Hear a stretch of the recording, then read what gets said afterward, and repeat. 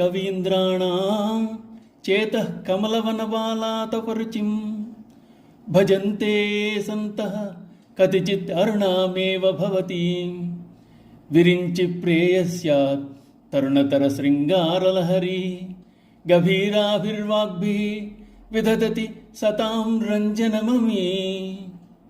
అమ్మా జగన్మాత, కవిశ్రేష్ఠుల యొక్క మనస్సులనే కమలవనములలో ఉదయసూర్యుని కాంతి వంటి అరుణవర్ణము కలిగిన నిన్ను సత్పురుషులు మాత్రమే సేవిస్తున్నారు. అటువంటి వారు బ్రహ్మదేవుని సఖైన సరస్వతీదేవి ప్రభావంచే శృంగార రస ప్రధానములైన అతి గంభీరమైన వాగ్విలాసములతో సహృదయుల మనస్సులను ఆనందింపబరుస్తున్నారు, సభారంజనము చేస్తున్నారు. ప్రస్తుత శ్లోకంలో ఎర్రని వర్ణము గల సరస్వతిని గురించి తెలియజేస్తున్నారు. ఆమె అరుణ భగవతి. కవిత్వం పలకాలంటే తల్లి అరుణ భగవతి అయిన నీ యొక్క అనుగ్రహం ఉండాలి. ఎంత గొప్ప మాట విన్నా, ఎంత గొప్ప వస్తువును చూచినా అది ఇచ్చినటువంటి తల్లిని చూడాలంటున్నారు శంకర్లు.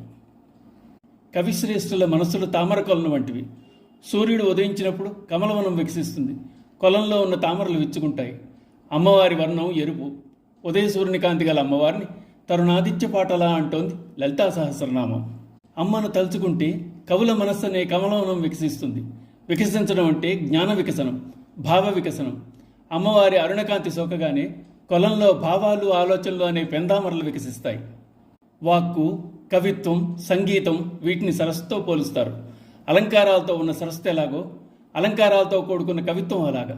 పుష్టి కలిగినటువంటి శోభతో అర్ధగంభీరమైన వాక్కులతో పలికే పలుకులు ఆ అరుణ సరస్వతిని ధ్యానిస్తే వస్తాయి. ఒక్క మాటలోనే అనేకార్థాలు చెప్పగలిగిన వాన్ని మహాకవి అంటారు. అలాంటి మహాకవుల్లో వాల్మీకి, వ్యాసుడు, కాళిదాసు మొదలైన వారు ఉన్నారు. శారదాదేవి రూపం కలిసిన భగవతి అమ్మవారు. అరుణ భగవతిని సేవించే ఉపాసకులు సత్పురుషులకు ఆనందం కలుగజేస్తారు. అమ్మ అనుగ్రహించిన పాండిత్య ప్రతిభతో సభల్లో సభ్యులను రంజింపజేస్తారు. శ్రీమాత్రే నమః.